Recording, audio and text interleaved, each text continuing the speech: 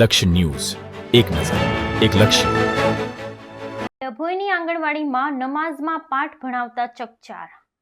ડભોઈના યાત્રાધામ કરનાળીના આંગણવાડીના ફોટા થયા વાયરલ. બાળકોને નમાઝમાં પાઠ ભણાવતા હોવાનું સામે આવ્યું. ઈદની ઉજવણી કરતા નાના ભૂલકાઓને ઈદની નમાઝ પઠાવતા ફોટા સોશિયલ મીડિયામાં મુકાયા. ધારાસભ્ય શૈલેષભાઈ મહેતા દ્વારા શિક્ષણ મંત્રી કુબેર ડિંડોરને કરાઈ રજૂઆત. બાળકોને આંગણવાડીમાં નમાઝના પાઠ ભણાવાતા વિવાદ સર્જાયો. ડભોઈ કરનાળી આંગણવાડીમાં નમાઝ પઢવાની મામલો. સમગ્ર મામલે ધારાસભ્ય શૈલેષ મહેતાનું નિવેદન. મારા ધ્યાન પર આ બાબત આવતા ડીડીઓ અને કલેક્ટરનો સંપર્ક કર્યો અને તેમને જાણ કરી છે. શિક્ષણ મંત્રી અને સીએમઓમાં પણ આ મામલે જાણ કરી છે. શૈક્ષણિક સંસ્થા આ બાબતનું શિક્ષણ આપવું યોગ્ય નથી.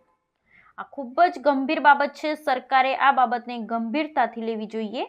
સોમવારે આ બાબતે નિર્ણય લેવામાં આવશે. જો નહીં લેવામાં આવે તો અમે ઉગ્ર રજૂઆત પણ કરીશું. નેતા ગતરોજ ડભોઈની અંદર કરનારી આંગણવાડી કેન્દ્રની અંદર ઘટના મામલે કરનાળી એ ડભોઈ તાલુકાનું છેલ્લું ગામ છે અને કુબેર ભંડારી વિશ્વ વિખ્યાત છે. લાખો હિન્દુઓનું આસ્થાનું ધામ છે અને ત્યાં આગળ આંગણવાડીમાં શુક્રવારે નાના નાના બાળકોને ઈદ કેવી રીતે ઉજવાય છે, નમાઝ કેવી રીતે પઢાય છે એ શીખવાડવામાં આવ્યું. માથે ટોપી રૂમાલ બાંધીને નાના બાળકોને જે નમાઝ પઢાવવાનો પ્રયત્ન થયો ખૂબ જ દુઃખદ છે. આ અંગે અમારા ધ્યાન પર ગઈકાલે આવતા અમે તાત્કાલિક કલેક્ટરશ્રીનો સંપર્ક કર્યો હતો, ડીડીઓ મેડમનો પણ સંપર્ક કર્યો હતો, ડભોઈના પ્રાંત અધિકારીને પણ જાણકારી આપી હતી. શિક્ષણ મંત્રી શ્રી કુબેરભાઈને એમના વોટ્સઅપ પર જાણ કરી છે. અમારા મુખ્યમંત્રીના પર્સનલ સેક્રેટરીને પણ અમે વોટ્સઅપ કરીને જાણ કરી હતી.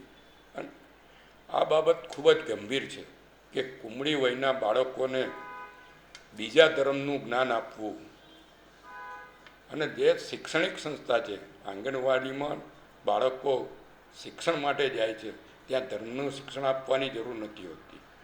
જેને ધર્મનું શિક્ષણ લેવું હોય, મુસ્લિમ હોય તો મદ્રસામાં જશે, હિન્દુ હશે તો મંદિરમાં જશે. પણ આંગણવાડીઓને મદ્રસા બનાવવાનો જે કાર્યક્રમ ચાલી રહ્યો છે, અમારી જાણમાં આવ્યું કે જામનગરમાં પણ આંગણવાડીમાં આ રીતનું થયું હતું.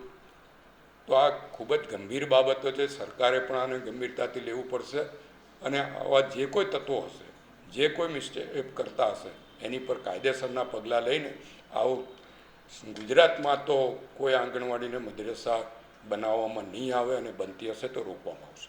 નેતા ખાસ કરીને શિક્ષકની ભૂમિકા અંદર શું ષડયંત્ર રાજ્યવ્યાપી ષડયંત્ર હોઈ શકે? આવું આંગણવાડી સંચાલકોને જ પૂછવું પડે કે એમણે કેમ આ કાર્યક્રમ કર્યો છે.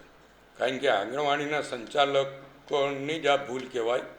અને આ કુમળી વર્ગના બાળકોને અત્યારે મગજમાં જે નાખો એ જ એમને ભવિષ્ય માટે પણ એ જ રીતે વિચારતા થાય છે. ત્યારે આ ખૂબ જ ગંભીર બાબતો છે અને એને ગંભીરતાથી લેવી પડશે. મેં કલેક્ટરને કીધું છે, ડીડીઓને કીધું છે, પ્રાંત અધિકારીને કીધું છે. એ લોકો લાગતા ઓળખતા અધિકારીને સૂચનાઓ આપી છે એવું મારા ધ્યાન પર છે. પણ સોમવારે આંગણવાડીઓ ખુલતા જ આની પર એક્શન લેવામાં આવશે અને નહીં આવે તો અમે આને ગંભીર નોંધ ગાંધીનગરમાં પણ લેવડાવીશું. નેતા શું એક્શન લેવા જોઈએ આવા શિક્ષકો ઉપર? જે સંચાલકોએ ભૂલ કરી હોય એને સસ્પેન્ડ કરવા જોઈએ અને કાયમી ધોરણે ગુજરાતની કોઈ પણ આંગણવાડીમાં આવો બનાવ ના બને એની કાળજી રાખવી જોઈએ.